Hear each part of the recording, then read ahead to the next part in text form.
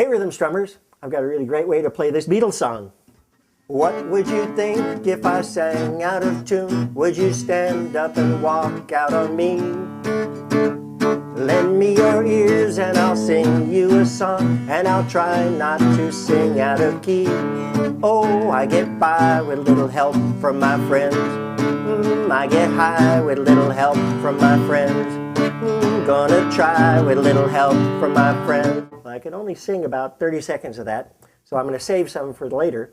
But let me show you what I was doing in there that I think is really cool and you can use in all kinds of music, including this song. Okay, here's the strum pattern I'd like to teach you for this song. You could use it in lots of songs. It's good in that one. If you look at the strum pattern diagram beside me here, you'll see there are 4 arrows pointing down and a count 1, 2, 3, 4 underneath. And the idea is that each down arrow means a downward strum. I'm playing a D chord here. And so if we were counting 1, 2, 3, 4, we'd play 1, 2, 3, 4, 1, 2, 3, 4, 1, 2, 3, 4. Pretty simple, huh? Okay. Now, notice we've now added some dots over the arrows. What the dots mean is they mean staccato. Don't let the note ring forever, but mute it out after you've played it. So I'm going to do that with what's called palm muting by letting my hand touch the strings near the bridge. Now we have a lesson in our technique library all about palm muting. So if you want to know about that, you can check that. For the moment, the idea is you just go strum and then touch the strings. So now with those dots, we count 1, 2, 3, 4, and strum 1, 2, 3, 4, 1, 2, 3, 4. Notice it's a lot crisper sounding when you do this. One more time. 1, 2, 3, 4. That's great. Okay, now we've added the tricky part. We've added to this pattern, we've added some arrows that have a B over them, and they come in between the beats. One is on the and of 2, and one is on the and of 4. So these represent bass notes. Doesn't matter specifically what bass note, just kind of a low note as opposed to a whole strum of the chord.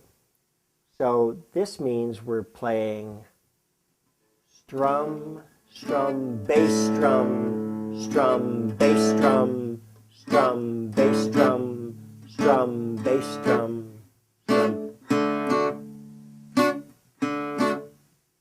So want to do that with me? I'll count 1, 2, and 3, 4, and 1, 2, and 3, 4, and 1, 2, and 3, 4, and 1, 2, and 3, 4, and 1, 2, and 3, 4, and 1, 2, and 3, 4, and 1, 2, and 3, 4. That's great, huh?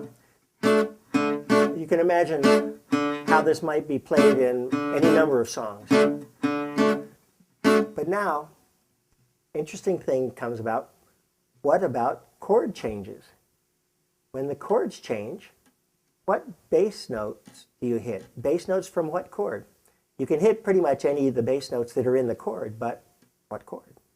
Well, it turns out that what really works is to play the bass notes from the chord that's coming. So for instance, if we were to have something where we're playing 2 chords in a row, like say we're playing a D chord and a C chord, and we were playing, and we want to add that bass note in, where do we take the bass notes from when we're about to go to the C chord? We take it from the C chord. So we play D, D, bass C, C.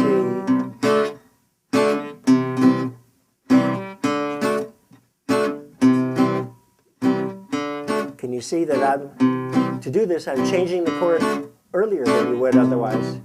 And this happens in songs sometimes that do things like